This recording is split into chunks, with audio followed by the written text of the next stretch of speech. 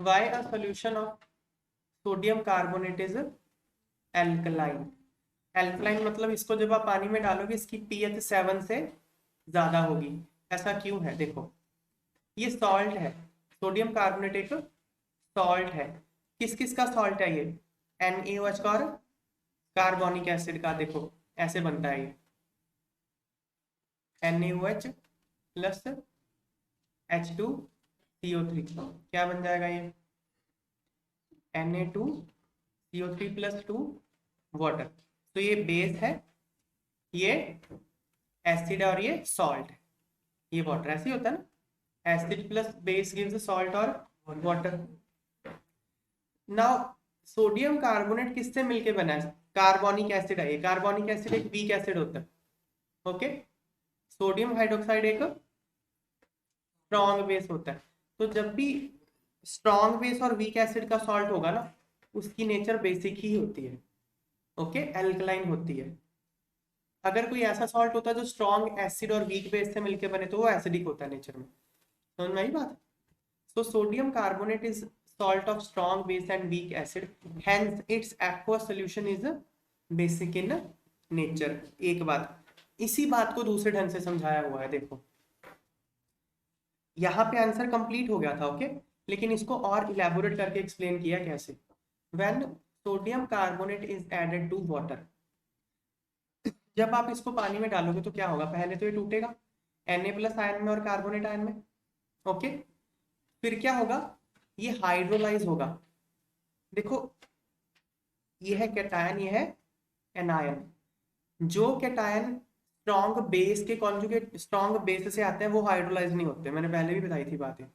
देखो Na plus और carbonate बन गया ना इसमें, इसमें Na प्लस हाइड्रोलाइज नहीं होगा, मतलब Na प्लस वाटर के साथ रिएक्ट नहीं करेगा, बट ये कार्बोनेट हाइड्रोलाइज हो जाएगा, मतलब कार्बोनेट वाटर के साथ रिएक्ट करेगा। देखो, कार्बोनेट वाटर के साथ रिएक्ट कर रहा है, वाटर का एक H प्लस ले रहा है, ये वाटर का एक H प्लस लेगा तो क्या बन जाएगा? HCO3 माइनस बाई कार्बोनेट, और वाटर को OH नेगेटिव बना देगा। यही होगा ना? समझ में आई बात? ये फिर से हाइड्रोलाइज होगा, HCO3 माइनस, ये फिर से होगा हाइड्रोलाइज, वाटर का एक ले लेगा H2CO3 और OH नेगेटिव बना देगा। ये 2 स्टेप में होगा hydrolyse.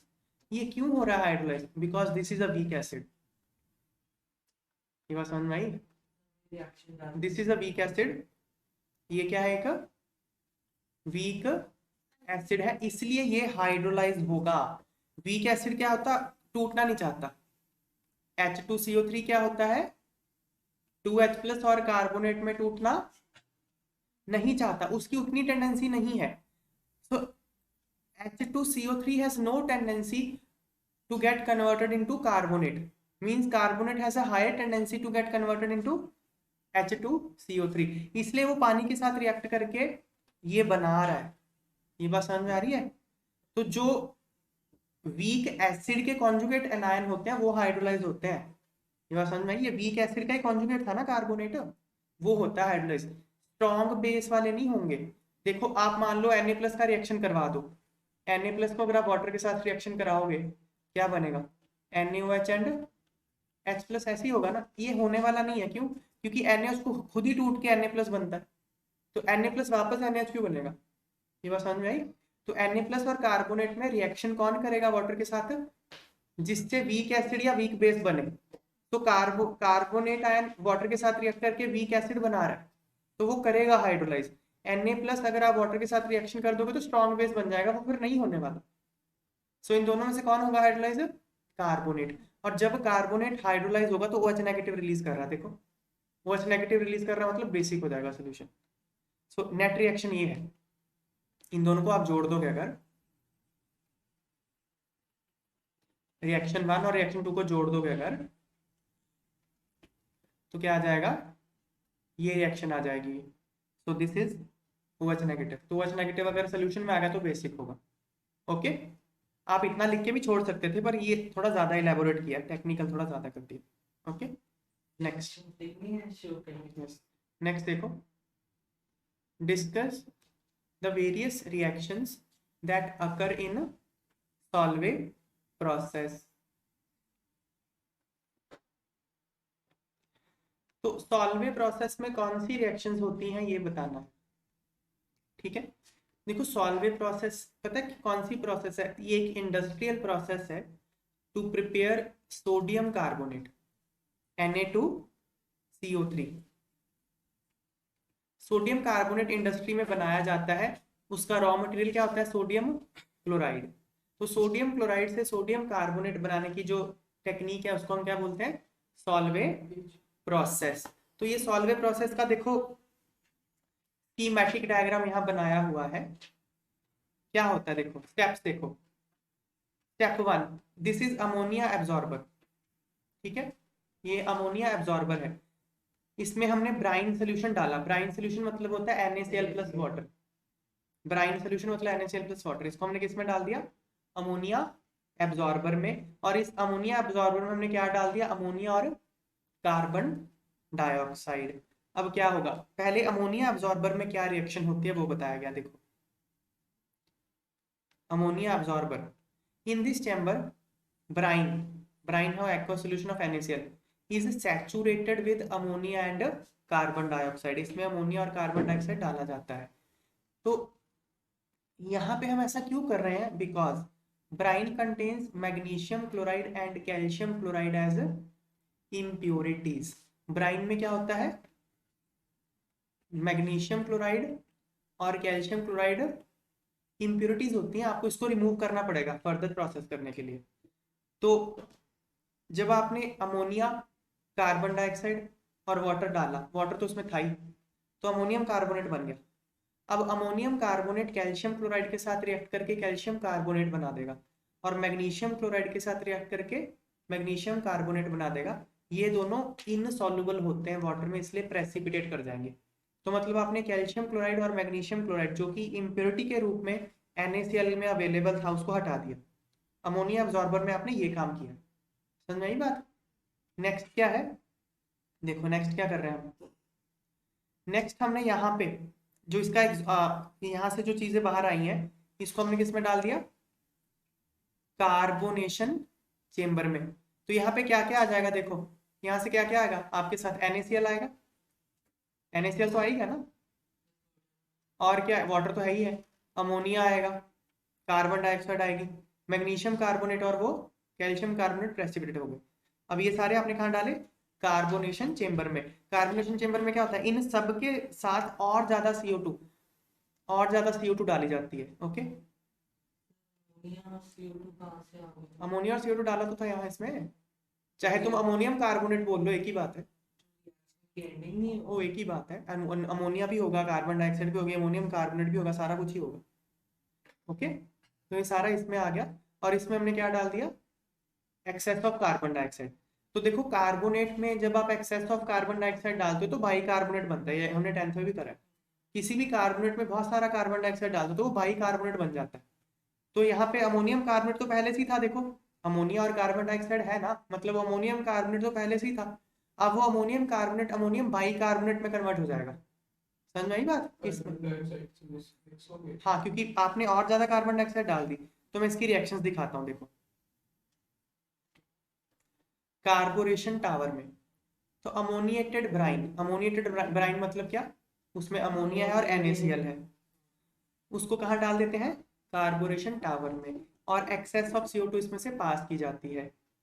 Precipitate of sodium bicarbonate is formed. Sodium bicarbonate precipitate करता है कैसे, अमोनिया, कार्बन डाइऑक्साइड और वाटर ये मिलके यहाँ पे हमने क्या बना दिया, अमोनियम।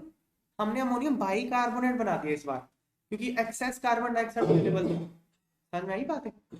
अमोनियम बाइकार्बोनेट क्या करेगा, सोडियम क्लोराइड के साथ रिएक्ट करके सोडियम बाइकार्बोनेट बना देगा, और सोडियम बाइकार्बोनेट हो जाएगा प्रेसिपिटेट। ओके, देखो इनमें ना बहुत कंफ्यूज नहीं होना। एक्चुअली जो आपके पास पूरा सोल्यूशन है ना, जो पूरा सोल्यूशन है उसमें हर तरह का आयन अवेलेबल होगा, NH4+ आयन होगा, बाइकार्बोनेट आयन अवेलेबल होगा, कार्बोनेट आयन अवेलेबल होगा, क्लोराइड आयन अवेलेबल होगा, सोडियम प्लस आयन अवेलेबल होगा, इतने सारे, क्योंकि ये सारे आयनिक कंपाउंड्स हैं। तो आपने कंफ्यूज नहीं होना यार मैं क्या बनाऊं। अब इन सब में ना जिस भी किसी कंपाउंड की सॉल्युबिलिटी सबसे कम होती है वो प्रेसिपिटेट कर जाता है। अब इसमें क्या, सोडियम बाइकार्बोनेट की सॉल्युबिलिटी इन पर्टिकुलर कॉम्बिनेशन में सबसे कम थी, इसलिए वो प्रेसिपिटेट कर गया नीचे। समझ में आई बात? और उसने फिर आपने वो रिएक्शन दिखा ली।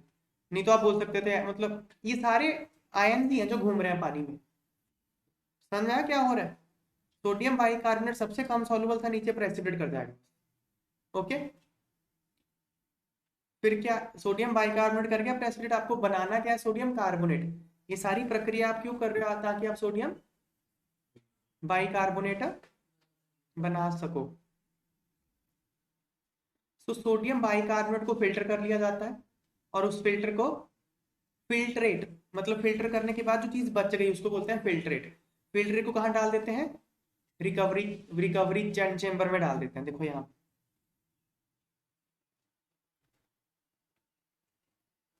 यहाँ से सोडियम बाइकार्बोनेट तो आपने प्रेसिपिटेट करवा लिया, जो चीज बच गई, क्या बच गया था? अमोनियम क्लोराइड बच गया और अमोनियम बाइकार्बोनेट बच गया। इसको आपने रिकवरी चेंबर में डाल दिया।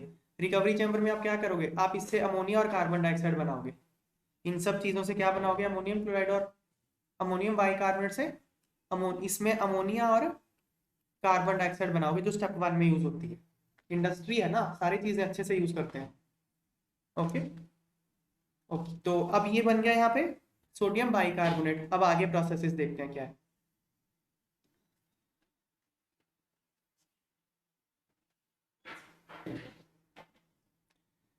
Calcination to get sodium carbonate. Calcination का मतलब होता है heating in absence of air.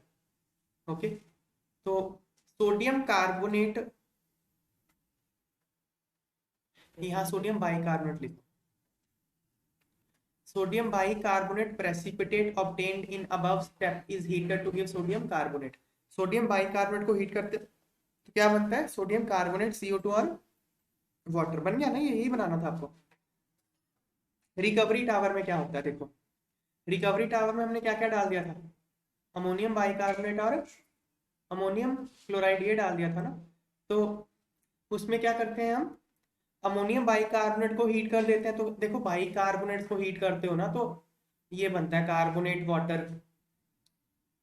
और कार्बन डाइऑक्साइड। तो यहाँ वही है, अमोनिया बन गया, कार्बन डाइऑक्साइड बन गया और वाटर बन गया। इसको हीट करा। क्लियर होगी बात है? अमोनियम क्लोराइड को जब आपने किसी बेस के साथ ट्रीट किया तो अमोनिया बन जाता है। ये एक जनरल रिएक्शन लिख लो। NH4+ किसी भी अमोनियम सॉल्ट को जब आप OH नेगेटिव के साथ ट्रीट करते हो ना, अमोनिया बनता है। अब ये बार बार आएगी तो बार बार आपने अलग अलग रिएक्शन नहीं याद करनी। नहीं बात, NH4+ को OH नेगेटिव के साथ करोगे तो अमोनिया बनेगा। अब यहाँ NH4Cl है, NH4Cl मतलब NH4+ ही है ना यहाँ पे। हाँ, यहाँ NH4+ ही है ना। और यहाँ पे क्या है? कैल्शियम हाइड्रोक्साइड मतलब OH नेगेटिव ही है ना। तो यहाँ पे अमोनिया बन जाएगा। बाकी के तो कंपाउंड आप बना ही लो, कैल्शियम पड़ा है और क्लोराइड पड़ा है, तो कैल्शियम क्लोराइड तो बन ही जाएगा। समझ में आ गई बात है? तो आपने अमोनिया बना लिया और कार्बन डाइऑक्साइड बना लिया। तो फिर ये आप क्या करते हो? यूज कर लेते हो स्टेप 1 में। कैल्शियम क्लोराइड यहाँ बाई प्रोडक्ट है। एक और रिएक्शन है, रिएक्शन एक और क्या है? ये वाली।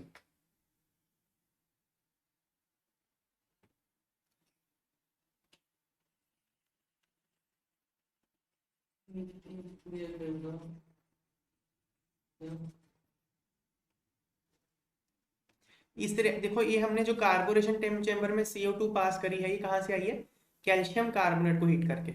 जब आप कैल्शियम कार्बोनेट को हीट करते हो तो कैल्शियम ऑक्साइड और CO2 बनता है।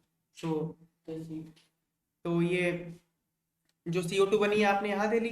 कैल्शियम ऑक्साइड को पानी के साथ रिएक्ट करके आपने कैल्शियम हाइड्रोक्साइड बना लिया और कैल्शियम हाइड्रोक्साइड को रिकवरी चैम्बर में भेज दिया, क्योंकि वहां पे उसने किसके साथ रिएक्ट करना था? अमोनियम क्लोराइड के साथ। अमोनियम क्लोराइड के साथ रिएक्ट करके अमोनिया बना देना उसने। ठीक है बात है? ये रिएक्शन हो रही है।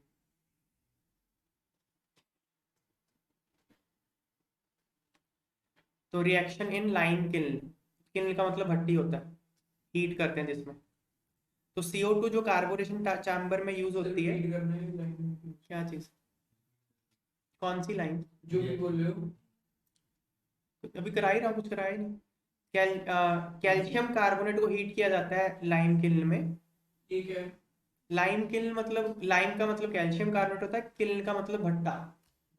भट्टी मतलब भट्टी यार, किल्न मतलब यार जिसमें हीट करते हैं किसी चीज को, अच्छा, ठीक है। जैसे ईंटों वाला भट्टा नहीं होता, कैल्शियम कार्बोनेट कैसे? ठीक है ना यार। कैल्शियम कार्बोनेट को हीट किया है बस, जिस जिस भी जगह पे उसको हीट किया उसको किल्न बोलते हैं।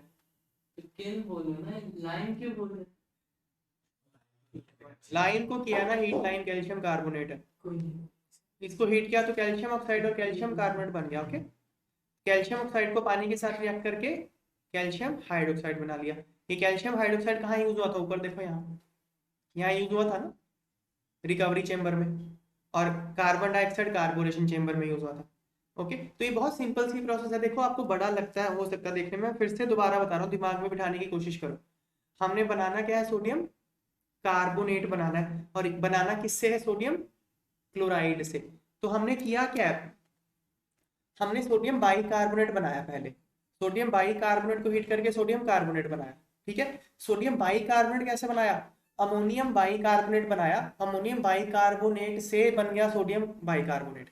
अब अमोनियम बाइकार्बोनेट कैसे बनाया, अमोनियम कार्बोनेट में excess of ammonium, excess of carbon dioxide pass करके, दैट्स इट। इतनी ही प्रोसेस है, इतना दिमाग में होगा तो कर लोगे। फिर से सारी प्रोसेस बताता हूँ।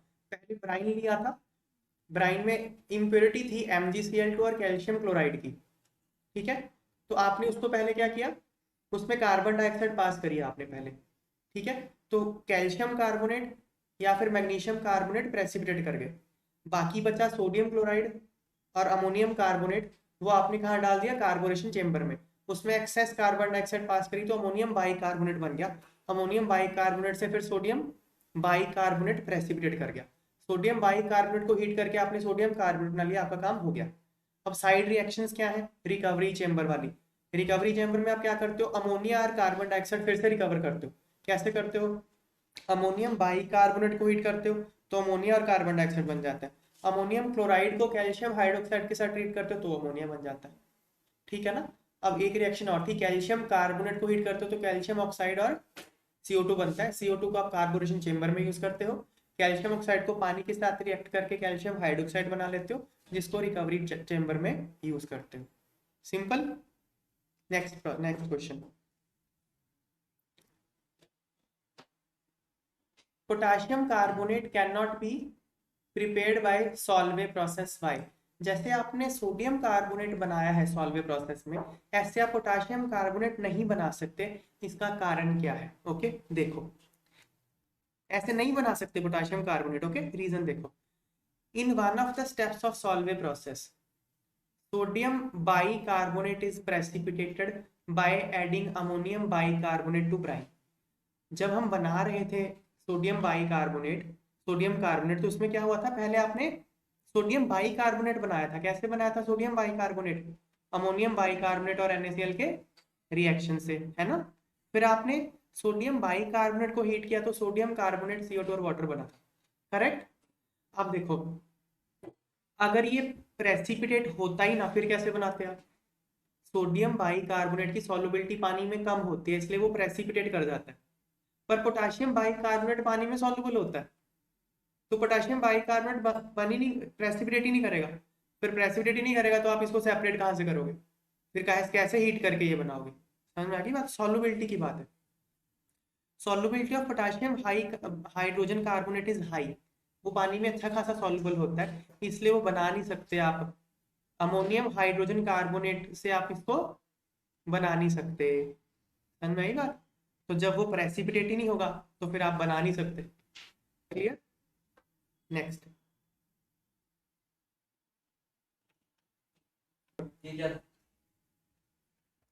Describe 2 important uses of sodium carbonate. Sodium carbonate के क्या यूजेस हैं ये बताना है। पहला, it is used in water softening. जो हार्ड वाटर होता है ना, हार्ड वाटर को सॉफ्ट करने के लिए ये काम आता है। ओके, लॉन्ड्रिंग, लॉन्ड्री मतलब वही है कपड़े धोने वाला, डिटर्जेंट में होता है ये। ओके, एंड क्लीनिंग, सफाई के काम आता है।